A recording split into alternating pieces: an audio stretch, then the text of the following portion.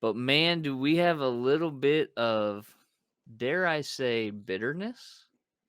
Dare I say, hatred being spewed in this series between the Brooklyn Nets and the Boston Celtics. And boy, oh boy, did Kyrie Irving put himself right in the middle of it. Yeah, I love it. He was already going to be in the middle of it anyway, so I guess just Sure, embrace it when it comes to you. But I love it. Team Kyrie in this one, the fans are saying F you. The fans are giving him the sure, same gestures that he's giving them at S my whatever. Kyrie, sure, you're a what? Like, so for Kyrie to give it back to them, it's what the fans want. They want, that acknowledgement, that the athlete can hear you, that what you're saying is doing whatever to him. And like on top of it, Kyrie played a hell of a game one. right, He was right. he played amazing, and the Celtics still pulled out the victory on a last second layup. So not that everybody went home happy, but the Celtics fans got what they want. Kyrie was able to prove that at least for the first game, that all they trying to get in his head stuff didn't work because he was out there, he was out there killing you regardless.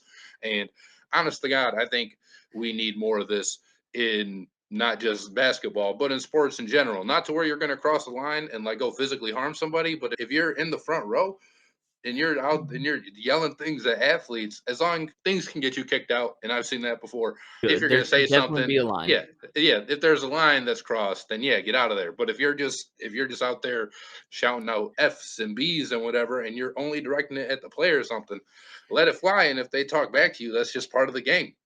I don't know, man. I don't know if I can say I want to see more of it in sports. Every game. Just because here's the deal. If you move that line, then you come up next to the line, then you're going to move that line further. And then you're going to move that line further. And to me, coming from my background, education, all that kind of stuff, when a fan's chirping like that, it's like the kid in the classroom that's just seeking negative attention. They want to be acknowledged in any way that they can be acknowledged at all. Kyrie, in a sense, though he did drop 39 on them and had a great game one, he let those fans win by reacting that way. You know what I'm saying? Like, I've always been a proponent, and maybe this makes me an old man. I get that, but I've always been a proponent of anybody can run their mouths, but your game can speak louder than the mouth can. So for him to react, like, listen, let them chirp, let them say whatever. Those guys are sitting in those seats for a reason, right? They're not on the court.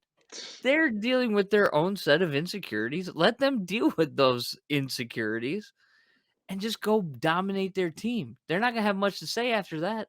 What can they say? To me, when I saw it, I was like, man, I get why it happened. And I'm not even really mad at Kyrie for it because you have a certain level of tolerance for this kind of stuff. But at the end of the day, it's just a bad look. Man on a mission, I'ma get it. You know I be on a what?